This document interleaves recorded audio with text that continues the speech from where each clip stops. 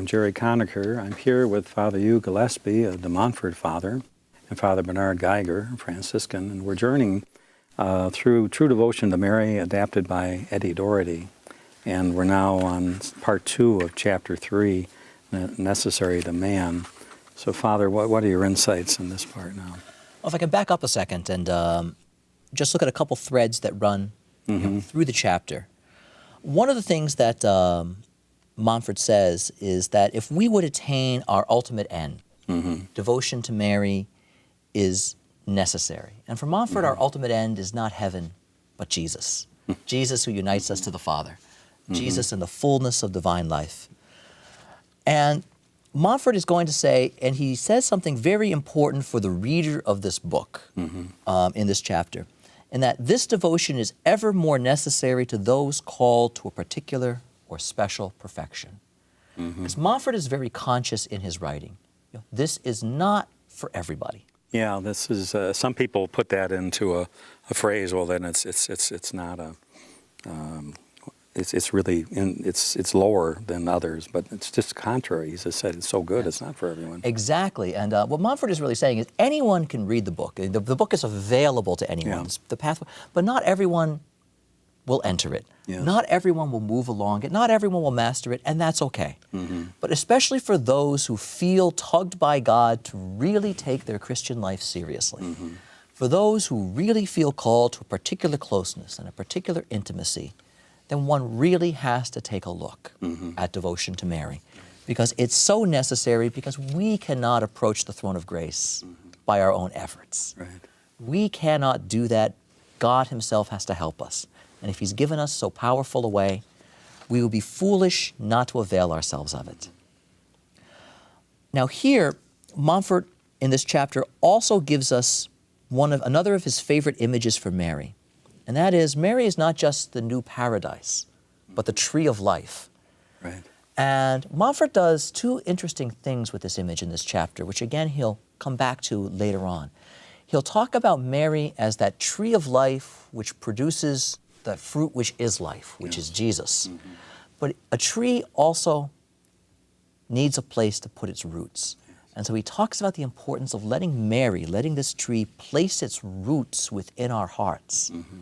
So that, but here the paradox is, a tree draws nourishment and strength up through its roots. Yes. For Montfort, it's the opposite.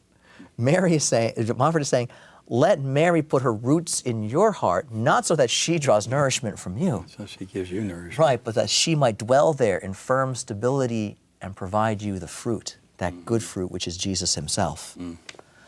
Right, and so for him there's a notion of stability. The rootedness of a tree means that this is a permanent or an enduring mark of my devotion, of my faith, of my spirituality, that this woman has a steady and regular place within it. And for Montfort, again, picking up the first sentence of the True Devotion, the more Mary is known, the greater the measure of sanctity in a life. This is why Montfort talks about the great saints being products of Mary. The more Mary is known, the more Christ can be known, and so the holier the life. The greater the knowledge of Mary, the greater the knowledge of Jesus. And of course these must be then from Montfort the saints of the last times, because the more Jesus is manifest, the closer we must be to his fully being manifest. And so there's this paradoxical relation in Montfort. He doesn't make a lot out of it, but it's there, of the increase in the knowledge of Mary and the increase of the full coming of the kingdom into the world are of a piece. Because the more Mary is apparent, the more the reign of Jesus can assert itself. Father Bernard, what are some of your insights? Well, I'm remembering St. Bernard especially, who said that since God entrusted his son to Mary, that's what made her the mediatrix of all graces, because Jesus is the source of all of our graces, his sacred humanity. And by entrusting him to Mary, Mary then has become the repository of all of the graces, because Jesus belongs to her. And she's the one who gives Jesus to us. Yes. And And so that's where we find him. If you want to find Jesus, go to Mary. Father? Now, just to help our viewers and ourselves understand a little bit about what Montfort is getting at here. Remember in the first episode, we talked about how for Montfort, the notion of Mary revealing Jesus is almost as if she sheds light upon him. A beautiful, beautiful quote in this chapter. Mary is the dawn which precedes and discloses the Son of Justice, Christ our Lord. She must be seen by all so that Christ will be seen. And again, the notion here is it's not just that Mary stands and points and says, there's Jesus, but that the knowledge of Mary brings the light of Christ himself into our eyes and into our hearts. She's the safe road, the direct road, that way that Jesus came to us. And so if we would meet the King, again, we could do no better than to choose the same royal highway he takes in coming to us.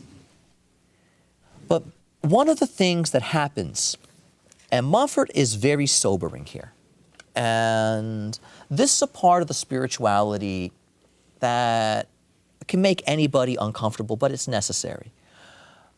There's a necessary element in the spirituality of real conflict with real evil.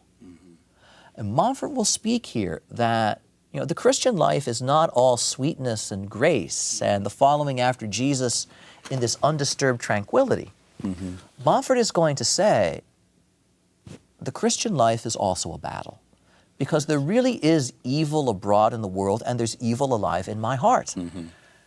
And the presence of Mary, the presence of God, cannot abide such things. And there is a real enmity. There really is an inability to coexist that happens.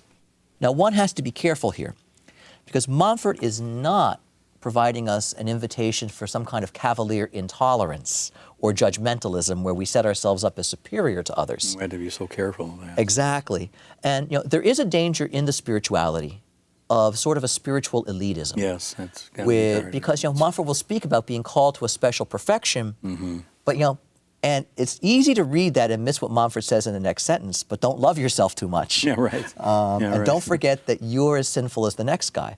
Yeah. And so Montfort is saying there needs to be a real battle within our hearts over the fountains of sin, but that means that the church itself must take its place in the struggle against the real evil that is abroad in the world. There is real injustice. There is real wickedness. There are real problems that we can't simply coexist with. And that's not to dismiss human beings, but it is to say that there are certain realities that need to be changed, and that when one seeks to live one's faith truly and authentically, there's going to be a real conflict.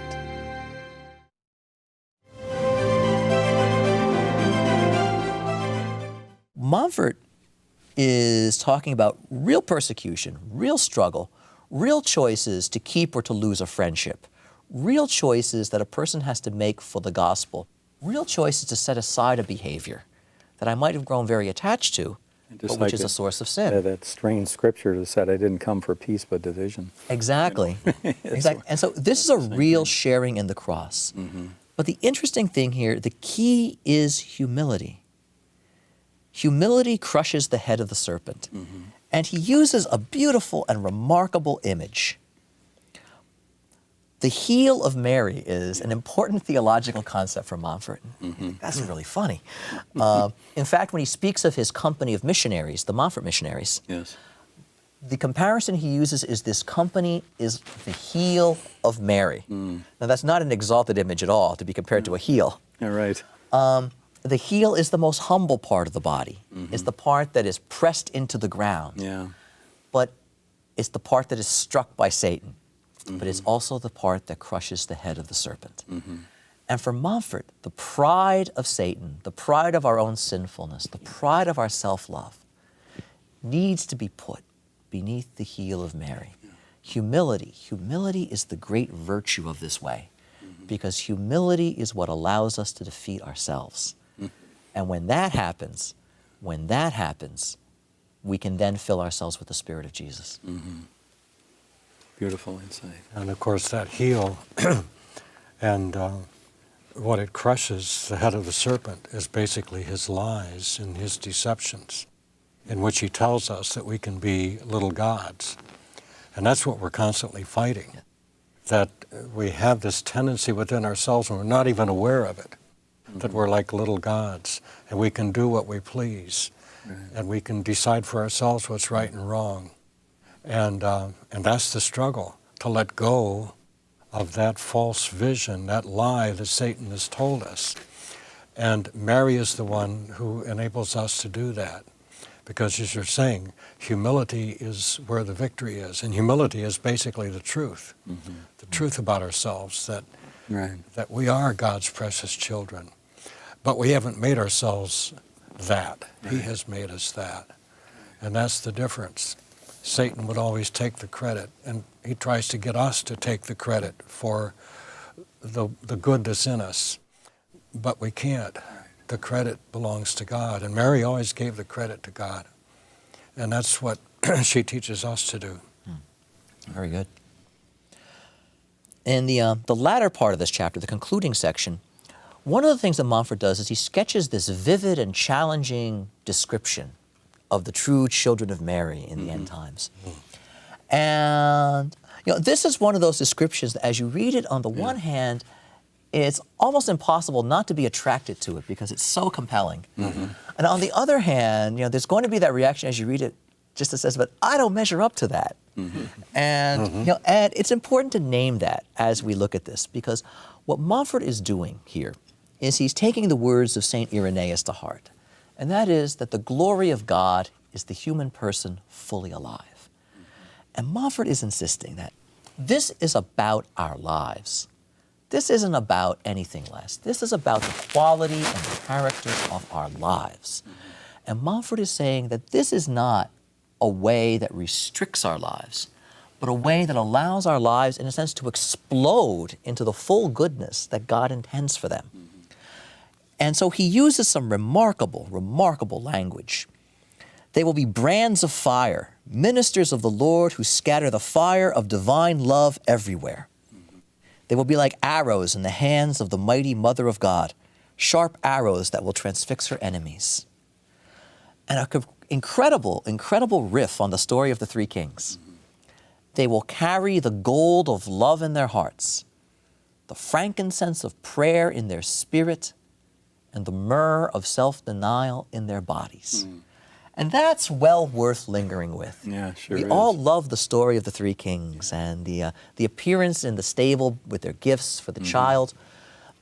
And yet Montfort taking that same image of coming to honor Mary, but saying, if you would honor Jesus truly, these are the gifts you should carry in your life. The gold of love, let it fill your heart.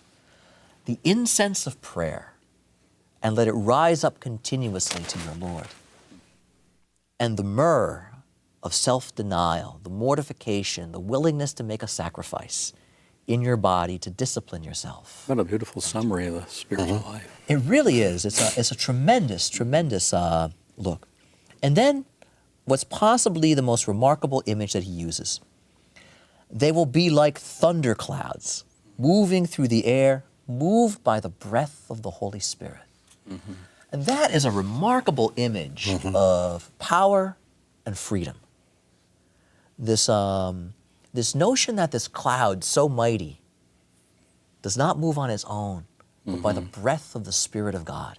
And this is the kind of freedom of spirit that Montfort would have those who practice his spirituality really experience in their lives.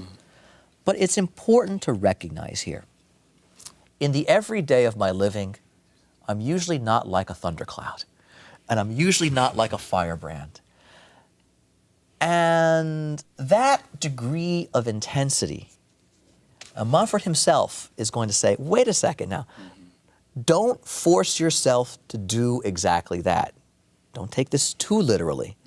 Let's be careful. Let's recognize that this is about stretching your life and about being able to make a real and a powerful difference in the world you live, but not a destructive difference. Not the kind of difference that steamrolls other people, the kind of difference that brings that paradoxically gentle violence of the power of God to bear. that where a situation is powerfully transformed, often through a humble way. But it's interesting the way Montfort uses language of humility and exaltation in tandem. Yeah. And it's really important not to lose the one in the other. It's like the warrior lamb. Exactly, You know, exactly. And one has Yeah. to really catch what's going on here. One has to, but see, one can't just hold on to a false language of humility either, where, okay, I'm just going to be hidden and I'm not going to do very much. Montfort's saying, wait, get over that. Recognize that you can make a difference where you live. Right. And this is about being able to make a difference. But while you're making a difference, now recover that humility. Yes. And recognize it's about gently doing the will of God. And that's where this power will come from. Gently, Our Lady, the gentle way. Have we covered everything on chapter 3 that you want to cover? I believe so.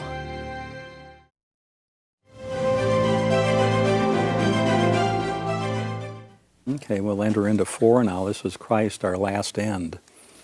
And one of the things that's important to recognize is that this chapter has an intimate connection.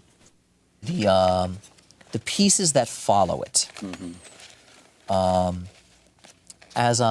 Montfort is going to do here is this chapter and the chapter 5 titled Mary Our Mediatrix are really a piece. And between these 2 chapters, Montfort is going to lay out 5 fundamental truths, which are the bedrock of his spirituality, of what a true devotion to Mary is. So in this chapter, we're going to see the first 2 truths.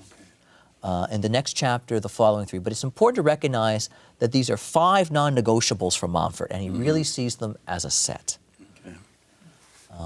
And so the first truth is captured right here in the title. Christ, our last end. Yes. Christ, our aim and our end. And isn't it interesting how we always keep coming back to this? And Montfort again stops and says, let's put the brakes on. I've just spoken in incredibly exalted language about what Mary can do in your life. Let's not lose our focus. All right. The only reason we do this is Jesus Christ. Because Christian life is about sharing the life of Jesus and letting that life express itself powerfully within us. Because God saves us in His Son. Because God made us through His Son. Because God shares the life of His Son with us, and our destiny is to share the full glory of that life in heaven with the Trinity. Jesus is our beginning, Jesus is our end, and Jesus is the point of all of this. Yes, this is what Paul talks about in Colossians chapter 1, verse 16, when he says that we were created in Christ and through Him and for Him. In other words, He's the whole meaning of our life. Without Christ, our life has no meaning, no focus, no purpose. We're created for Him, to belong to Him. Right. And given the way Montfort insists that we identify ourselves with Jesus, that we, like Jesus, come forth from Mary to carry our crosses with Him, this becomes even more important for him. This is not, and so for Montfort, even though he'll speak about acquiring a spirit like Mary, the end is not even to be like Mary. No, it's to be like Jesus. It's to be formed into another Christ. And she's a mother, and she forms us into Yes. His image and likeness. Which is why then in very blunt and powerful language he says, if then we wish to establish a strong devotion to Mary, it's only that we may the better establish a perfect devotion to her Son. This is all about what is the best way to follow Jesus. And in the chapter, he pauses again to complain. And one of the neat things when you read Montfort is he complains to the Lord a lot. Let me lovingly complain, Lord, that so many Christians, even some of the most scholarly among them, do not know of the bond that exists between you and your Holy Mother.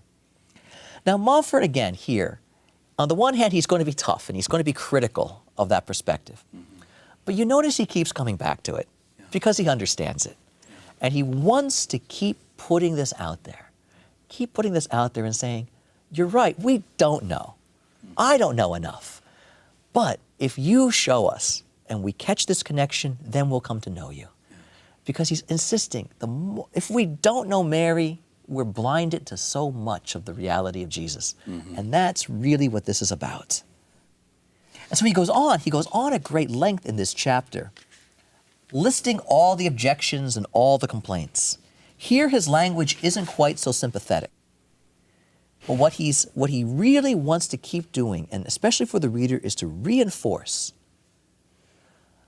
that the true champion of devotion to Jesus is that one who is not afraid to speak about Mary. That one who is not afraid to engage and wrestle with the place of Mary in his life and come to recognize that it's important and significant. Right. And so it introduces that dimension of humility, which is so essential to union. right, and one of the things he's really putting on the table here is a certain kind of intellectual and spiritual pride, which says, I don't need to go through Mary, I can go to Jesus. He's going to revisit that again in the next chapter, so we'll talk about it then. But he sounds it here, and later he's going to revisit these same attitudes when he talks about false devotions to Mary, or blind alleys that we can go around that appear to be the right choice. Yeah. And so one of the things he's doing is, a lot of the problems we run into is we do think that we're trying to follow Jesus, but we mislead ourselves, or we allow ourselves to be easily misled. And so he goes on at great length here, simply to reinforce that Jesus is the point. But then, in the second part of the chapter, where it says slaves of Jesus and Mary, Montfort really comes to the guts of the matter. It's not just that Jesus is the last end. It's not just that Jesus is the goal. But Montfort says this means something. If we take all of this seriously, stop, take a deep breath, sober up, and take a good look at yourself and recognize you are not the owner and the master of your life. And your life does not belong to you. And that's a radical statement for us to swallow. That is one of the most difficult things that Montfort says, but without swallowing it, without catching it, you can't walk his spiritual path. And this is the kind of truth that one acquires for oneself over the course of a lifetime. Intellectually, I can assent to it right now. Existentially, only by fits and starts and by bits and pieces. Right. This is the chore of a lifetime. But here, Montfort sounds the first note of slavery. And it's important to catch that it's in this notion of belonging. And Montfort says, get over yourself, just as I have to get over myself. I am not my own Lord and Master. I did not bring myself into existence. God made me. I did not give my life its destiny. God gave it that. I didn't choose and pick my talents. God gave them to me. And God trusted them to me as a treasure that I could use them. I am responsible for my life. But I am not the owner of my life. I hold it in trust for that one who gave it to me. And when I had fallen in Adam, my life is now the possession of evil. Wickedness owns me and masters me and drives me. The Lord, who is my true owner and master, is at a distance because of the fact that my heart is mastered and owned by my sinful inclinations, by my wickedness, by the guilt I've inherited and the guilt I acquire by my own actions.